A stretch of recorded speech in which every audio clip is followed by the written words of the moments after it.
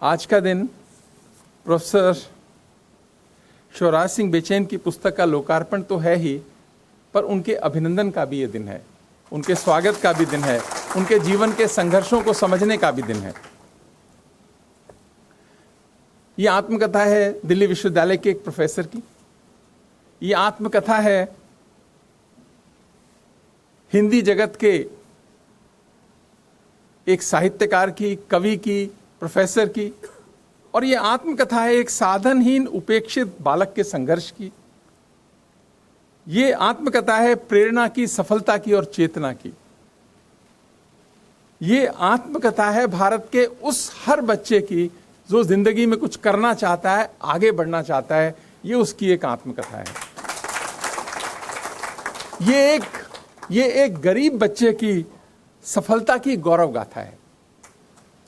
और प्रोफेसर बेचैन के लिखने का अंदाजा भी बहुत निराला है, बहुत निराला है। जब मैं पढ़ने बैठा तो पढ़ता ही गया इस पुस्तक को। मैंने शनिवार सुबह पढ़नी शुरू करी और शाम तक मैं इसको खत्म कर पाया, यानी पुस्तक मुझे बांध कर रख पाई। तो ये प्रोफेसर शिवराज सिंह का लिखने का तरीका है,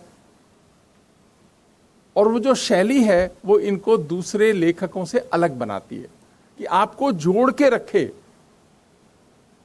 लिखने के तरीके से, घटनाओं से। जब वो एक आपके मन में पढ़ते हुए चित्र बनने लगे तो समझिए कि लेखक जो है वो कुछ अलग है। मैं आपकी उस लेखन विधि को भी प्रणाम करता हूं।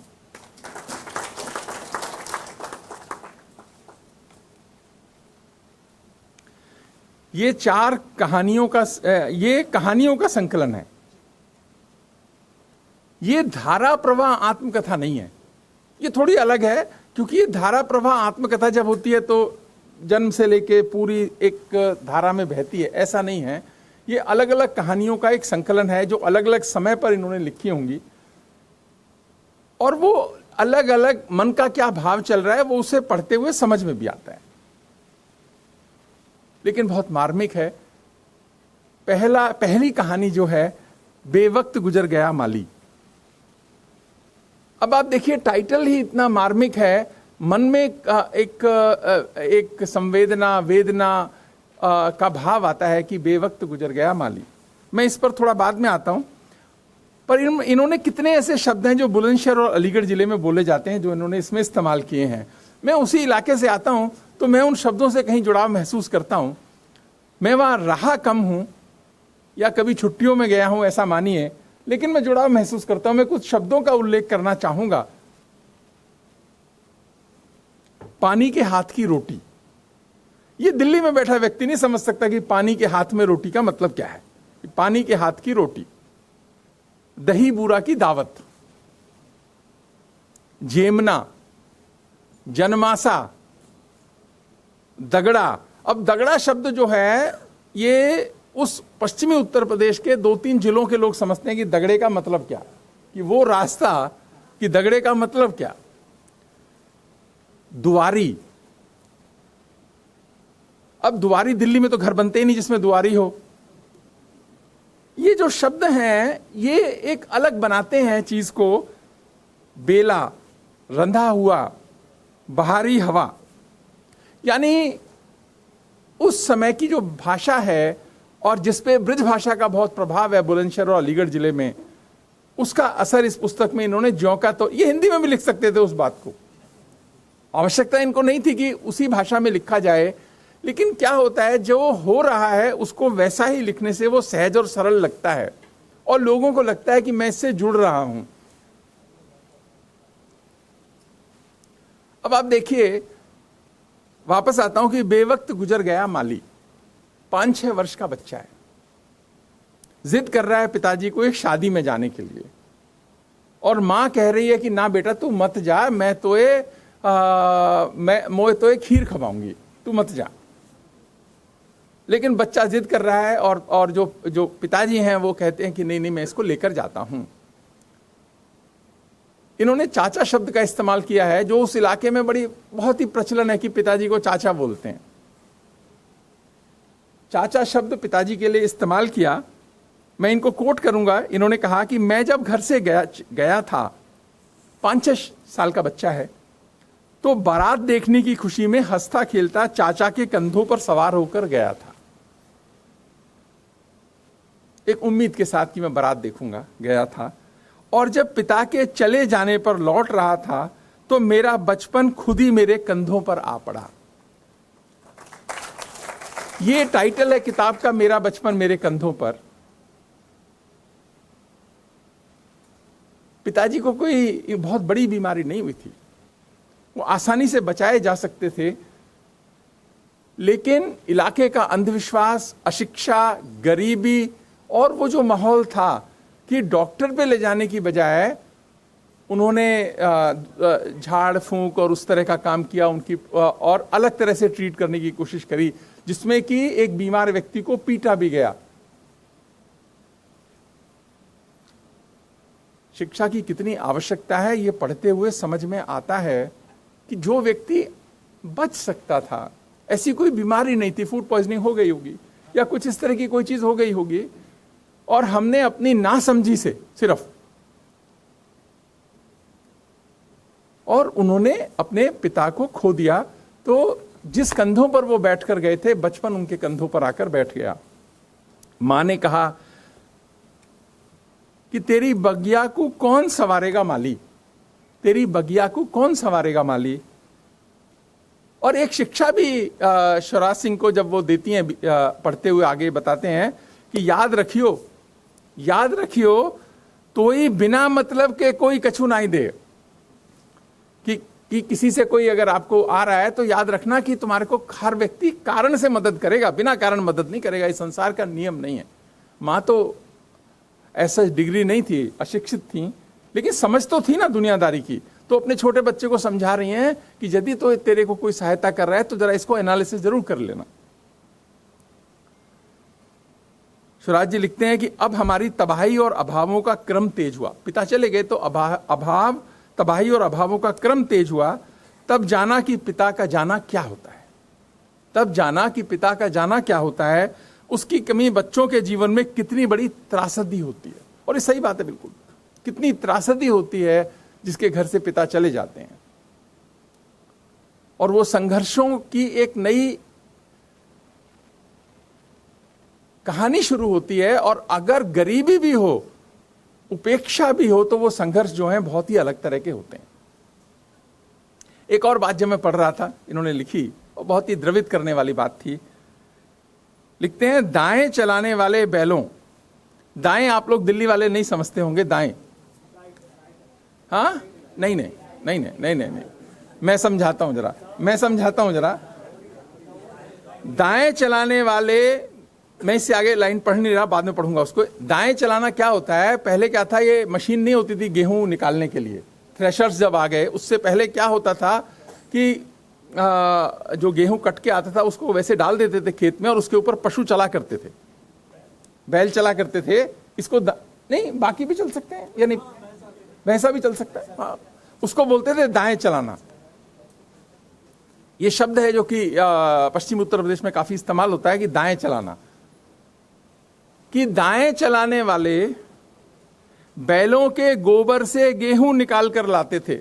अब गरीबी की कल्पना कीजिए, दाएं चलाने वालों के गोबर से गेहूं निकाल कर लाते थे और उसे धोकर अनाज छांट लेते थे। कैसा समय था, कैसा समय था, मार्मिक, दर्दनाक। और गांव गांव की कहानी जो शिवराज सिंह जी की कहानी है, कि गोबर में से गेहूं निकाल कर लाते थे, धोकर अनाज बनाते थे। ये भारत के दुर्भाग्य की कहानी है, ये भारत के पतन की कहानी है, ये सामाजिक पतन की कहानी है। कि भारत इतना गरीब, इतनी दुर्दशा न जाने कितने परिवारों की थी, कि इस स्थिति में अगर आते हैं। लेकिन चलिए 2025 आते आते आज भारत में कोई भूखा नहीं सोता। समय बहुत तेजी से बदला है और हमको उसमें से अच्छा पक्ष रखने की मैं प्रयास कर रहा हूं कि आज भारत में कोई भूखा नहीं सोता। मैं भारत के यशस्वी प्रधानमंत्री का आभार व्यक्त करूंगा कि उन्होंने गरीब अन्न कल्याण योजना शुरू करी, जिसमें 80 करोड़ लोगों को खाद्य सामग्री दी जाती है। कितनी दी जाती है? 5 kg ऑफ राइस और व्हीट, पर पर्सन 1 किलो दाल, और भारत सरकार इसमें 2 लाख करोड़ रुपया साल का खर्च करती है। कई लोग ना बड़ा क्रिटिसाइज करते हैं इस बात को कि इसकी आवश्यकता क्या है। अरे तुमने तो देखी नहीं, भुगती नहीं, सोची नहीं। जिन लोगों ने गरीबी किताबों में पढ़ी है वो प्रधानमंत्री को नहीं समझ सकते, क्योंकि उन्होंने भी गरीबी देखी है शिवराज जी की तरह। ये एक बात है, आप सोचो तो सही है, भारत के दुर्भाग्य की कहानी नहीं है तो क्या कहानी है ये। कितने परिवार उस समय खाना खाते होंगे इस तरीके से, और जिस तरीके से ये एक संघर्ष की कहानी है। बहुत लोगों को प्रेरणा देने वाली बात है कि जीवन को सहजता से लेना एक बात है, लेकिन समय न व्यर्थ करें। अगर हम कुछ बनना चाहते हैं तो समय न व्यर्थ करें, क्योंकि शिवराज सिंह बने सारी उपेक्षाओं के बाद, सारे संघर्षों के बाद, और जैसी भी विषम परिस्थितियां रही, बालक ने हार नहीं मानी। मैं इनके संघर्ष की जो एक इनकी हिम्मत है, मैं उसके लिए भी इनको बहुत बधाई दूंगा। आसान नहीं है, हिम्मत टूटती है, रोज टूटती है, और जीवन में तोड़ने वाले रोज मिलते हैं। आप देखिए तो सही ना, कुछ भी आप नया करना चाहेंगे तो हमेशा आपकी हिम्मत को तोड़ने वाले ज्यादा मिलेंगे, हिम्मत को बढ़ाने वाले कम मिलेंगे। इसलिए कहा जाता है जो लोग आपकी हिम्मत को बढ़ाते हैं ना, उनके साथ रहिए। जो हिम्मत को तोड़ते हैं उनको दूर कीजिए अपनी जिंदगी से। ये जितने मेरे बच्चे बैठे हैं, आपको मैं ये सलाह दे रहा हूं बहुत अच्छी। कोई कहते हैं ना आप पढ़ने में अच्छे नहीं हो, आप ये नहीं हो, उनको दूर रखिए। ज्यादा सलाह मानने की भी जरूरत नहीं है उनकी, उससे कोई फायदा नहीं होता। जो हिम्मत को बढ़ा रहे हैं, आपके आगे बढ़ने में मदद होती है, क्योंकि जो मन की मजबूती है, जो मन की मजबूती है ना, ये सफलता के नए आयाम रखने का कारण बनती है। मन कमजोर हो गया तो हिंदी में कहते हैं ना, मन के हारे हार है, मन के जीते जीत। परमात्मा को पाइए मन ही के प्रतीत। दूसरी कहानी इन्होंने लिखी है, दिल्ली बड़ी दुनिया के छोटे कदम। ये एक बचपन के संघर्ष की कहानी है। 1968 में जब ये केवल 8 साल के थे तो दिल्ली आए, और साहब बैठे हैं, आपका भी वर्णन किया उस समय की सारी बात है। अपने मौसा जी के घर रहने को आए। पढ़ने की एक इच्छा थी। शुरू में नींबू बेचे, फिर अंडे बेचे, जो भी काम एक बच्चा कर सकता है वो सब किया। कॉन्ट्रैक्टर के घर वो घिसाई, फर्श घिसाई का काम भी करा। और एक बात इन्होंने बहुत लिखी कि मेरे जैसे लावारिसों के लिए स्कूल नहीं होते जिन्हें अपनी रोटी का खुद इंतजाम करना हो। पर सोचो हम किन गलियों से निकलकर भारत आया है। आज ऐसी बात नहीं है। आज हम दिल्ली विश्वविद्यालय में भी कहते हैं कि जिसकी भी पेरेंटल इनकम कम है, जो गरीब है, न तो हम उससे फीस लेंगे, और यदि पैसे नहीं हैं तो हम किसी ना किसी इंटर्नशिप या फेलोशिप से उसकी सहायता भी करेंगे, ताकि वो पढ़ाई पे पूरा ध्यान रख सके। और ये सारा काम जो है संस्कृत के हमारे प्रोफेसर DSW बैठे हैं, रंजन जी, करते हैं। इनको भी आशीष मिलता होगा, इनके माध्यम से हमें भी थोड़ा आशीष मिल जाता है। ज्यादा आशीष हम चाहते हैं कि इनके पास ही रहे, ताकि इस आशीष से ज्यादा लोगों को एंटरटेन करें, ज्यादा लोगों की मदद करें। तो समाज में जो प्रभावी लोग हैं, उनका काम है कि उन नए बच्चों के आने की नई राहें तलाश करें, ऐसे नियम बनाएं, ऐसी पॉलिसी बनाएं कि उनको सहायता मिले। और भारत में बहुत बदला भी है। पिछले 20, 25, 30 सालों का भारत जो है बहुत तेजी से बदला है, क्योंकि जिस का इन्होंने अतरौली का, डिबाई का, इस सब का वर्णन किया। मैं अपने गांव को देखता था कि बचपन में कस्बा जो है वहां से बैलगाड़ी से जाया करते थे गांव, और आज जो है हमारी कार जो है गांव में घर तक जाती है। 5 मिनट लगते हैं, और बचपन में 3 घंटे 2 घंटे बैलगाड़ी से लगा करते थे कस्बे से। छोटा कस्बा पहासू है, उससे हमारा गांव 6-7 किलोमीटर है, इतना सारा वक्त लगता है। आज नहीं, आज भारत बदल रहा है, भारत का गांव भी बदल रहा है। साथ में इस गांव बदलते भारत में अगर सामाजिक सरोकार नहीं बदलेगा, एक दूसरे के प्रति अपनत्व की भावना बढ़ेगी नहीं,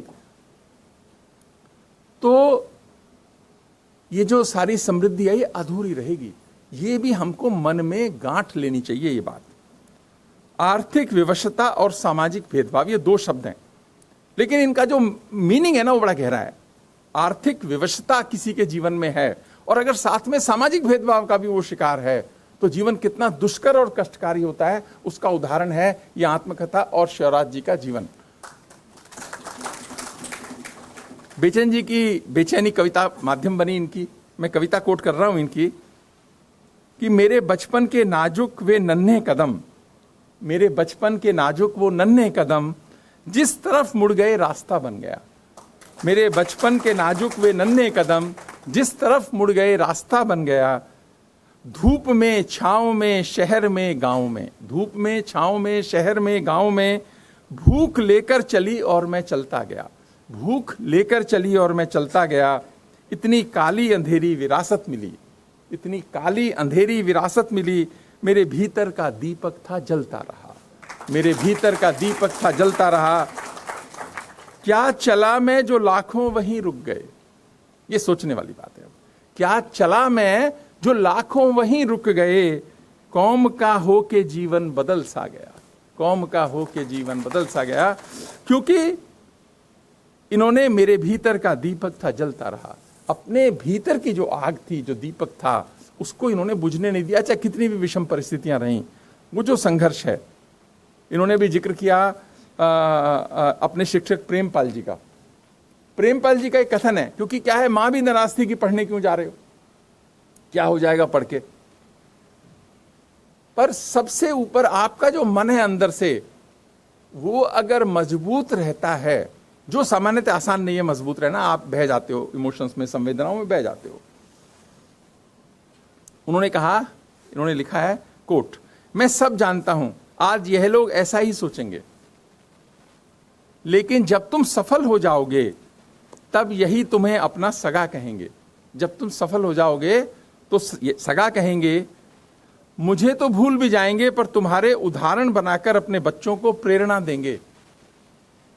जाति का गौरव बताएंगे। सच पूछो शिवराज, मैं भी यही चाहता हूं कि तुम उदाहरण बनो। शिवराज जी उदाहरण बने, इन्होंने उदाहरण गढ़े भी। इनकी दिल्ली विश्वविद्यालय तक की जो गाथा है, दिल्ली विश्वविद्यालय को गर्व है आप पर प्रोफेसर शिवराज सिंह बेचैन, गर्व है आप पर। इनकी अम्मा का एक कथन है जो इन्होंने उल्लेख किया, मैं कोट करना चाहूंगा कि तोई काऊ को सहारे नाई मिलेगो, तोई काऊ को सहारो नाई मिलेगा, तुझको किसी की सहायता नहीं मिलेगी। तोई काऊ को सहारो ना मिलेगा, तेरो सहारो तो भगवान है। हिम्मत देने के लिए, हिम्मत देने के लिए कि जब अगर सहायता नहीं आएगी तो मानो ना कि ईश्वर है ना सहायता करेगा।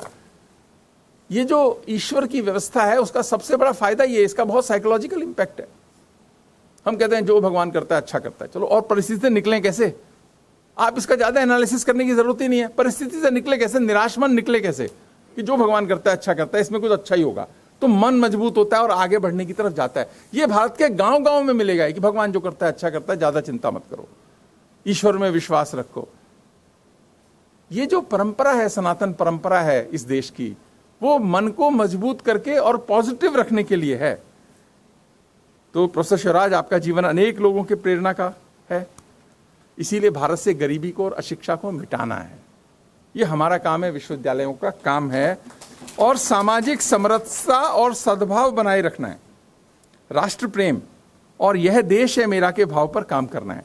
अभी कई बार जब मैं बात करता हूं, अभी दिल्ली विश्वविद्यालय में जब हम एडमिशन्स करते हैं, कुछ सीट्स बढ़ती हैं, कुछ कम होती हैं, तो जब लोग मेरे पास आते हैं कि ये सीट ज़्यादा ना करो, मैं सोचता हूं कि ईश्वर ने आपको मौका दिया था पुण्य कमाने का, आप पुण्य कमाना नहीं चाहते। मैं आपके माध्यम से सभी प्रिंसिपल्स के लिए भी कह रहा हूं ये बात, कि यदि 10, 20, 50 एडमिशन ज़्यादा हो भी जाएंगे नियम से, किसी खास के लिए नहीं, मैं किसी खास के लिए बात कभी नहीं कर रहा, मैं तो पॉलिसी ड्रिवन बात कर रहा हूं। क्लास में 2, 4, 5 बच्चे ज़्यादा बैठ भी जाएंगे, मानो ना 5-7 स्वराज सिंह बैठ गए थे क्लास के अंदर, आपको वो भाव क्यों नहीं आता है? आपको वो भाव क्यों नहीं आता है? या तो आपने देखा नहीं है, या आप देखना चाहते नहीं है, इस कारण से। और जब एक और बहुत सारी बात होती है कि यूनिवर्सिटी में सीट्स खाली रह गई, हम किसी के लिए खाली नहीं रखना चाहते कोई सीट, लेकिन आप ये क्यों मानते हैं कि किसी खास विषय में किसी बच्चे को जबरदस्ती भेजा जा सकता है? नहीं, ये नहीं होगा। जबरदस्ती नहीं हो सकती। बच्चा जिसमें पढ़ना चाहता है वहां अपॉर्चुनिटी है तो वहां बढ़ा दीजिए ना। किसी को जबरदस्ती धक्का करके एडमिशन फुल करना, यह भी विश्वविद्यालय की कोई जिम्मेदारी नहीं है। हम तो अपने बच्चों के इंटरेस्ट को वॉच करेंगे। अगर एक बच्चे में, मान एग्जांपल ले रहा हूं सिर्फ, मान लो पॉलिटिकल साइंस में ज्यादा पढ़ना चाहते हैं, अगर पॉलिटिकल साइंस की सीट बढ़ती है तो उसमें अच्छा ही है ना कि बच्चा पढ़ना चाहता है। लेकिन जिन विषयों में कम जा रहे हैं वहां काउंसलिंग की आवश्यकता भी है, लेकिन उन विषयों को परिवर्तन करने की भी तो आवश्यकता है। ये मानिए प्राध्यापक बंधु मेरे जितने बैठे हैं, बच्चा हमसे ज्यादा समझदार और होशियार है। आप उसकी बुद्धिमानी पर प्रश्न कम करें, क्योंकि वो एक संघर्षों की गाथा लेकर आ रहा है। वो कोई ऐसे नहीं आ रहा कहीं से, उसके जीवन का भी एक संघर्ष आ रहा है उसके साथ में। उसे लगता है कि मैं ये विषय पढ़ूंगा, अगर मेरा यहां एडमिशन होता है मेरी जिंदगी अच्छी बनेगी। तो हम लोग जो पॉलिसी पर बैठे हैं, हमारी ये जिम्मेदारी बनती है कि उस तरीके से लोगों के लिए ज्यादा से ज्यादा संभावनाएं बनाएं, संभावनाएं बनाने का कारण बने। मैं आपको आज एश्योर कर रहा हूं कि दिल्ली विश्वविद्यालय में कोई गरीबी के कारण किसी का एडमिशन हो गया हो, वो न पढ़ पाए या हॉस्टल में न रह पाए, खाना न खा पाए, आप जो है हमारे एडमिनिस्ट्रेशन को कांटेक्ट कीजिए, डीएसडब्ल्यू को कांटेक्ट कीजिए। ये हमारा काम है, हम सारी व्यवस्था करेंगे। ऐसा होने नहीं देंगे। और एक और बात है, लेखक का एक खास बात होती है, लिखने के तरीके से आपका लाइफ का पर्सपेक्टिव बनता है। मेरा भी बहुत पर्सपेक्टिव मजबूत हुआ इसे पढ़ने से, बहुत सारा मजबूत हुआ कि हमको कितना काम करने की आवश्यकता है।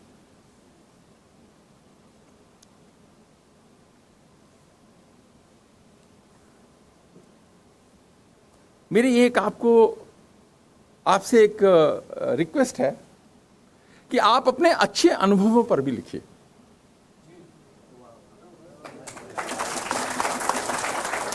क्योंकि ये भारत देश आपका देश है, आप इसके बच्चे हो।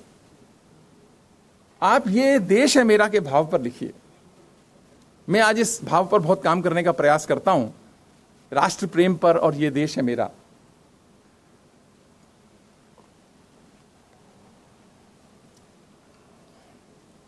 इस पर आप लिखेंगे ना, क्योंकि आपके पास वो तरीका है लिखने का जो अच्छे अच्छे लोगों के पास नहीं है।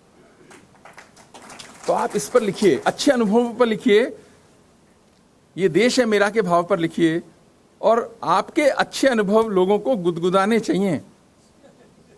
ये आप कर सकते हैं, ये करिए।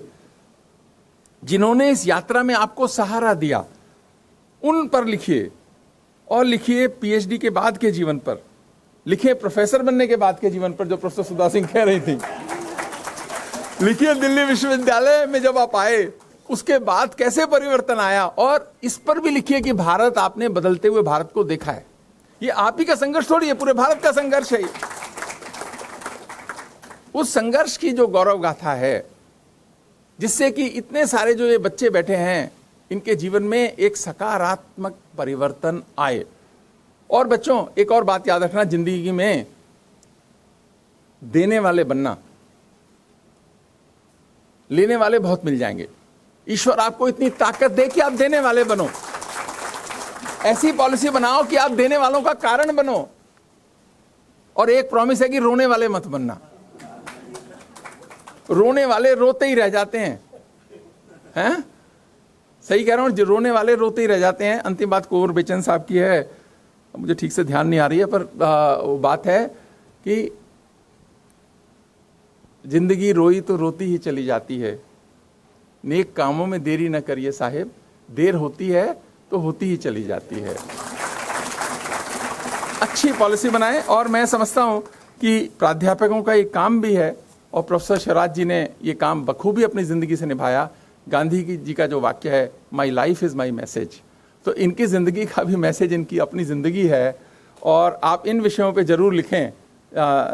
तो मैं समझता हूं कि जो विश्वविद्यालय, साहित्य जगत, हिंदी जगत की अपेक्षा है वो भी पूरी होगी। और मैं तो ये कह रहा हूं कि जब आप इस बदलते देश पर लिखें, आनंददायक अनुभव लिखिए, चाहे वो साहित्य की दृष्टि से कुछ कमजोर हो जाए, कोई बात नहीं। हमेशा हमें साहित्यिक करेक्ट होने की भी आवश्यकता नहीं है, साहित्य की दृष्टि से करेक्ट होने की, क्योंकि हिंदी भाषा के जितने सारे बहुत सारे जो पोएट हैं वो साहित्य की दृष्टि से शायद उतने बढ़िया नहीं होंगे, पर उनका प्रभाव बहुत है समाज पर, देश पर। मैं इसलिए आपसे ये रिक्वेस्ट कर रहा हूं कि आप औरों से अलग हैं, आप में वो ताकत है, उसका इस्तेमाल कीजिए। बहुत बहुत आभार।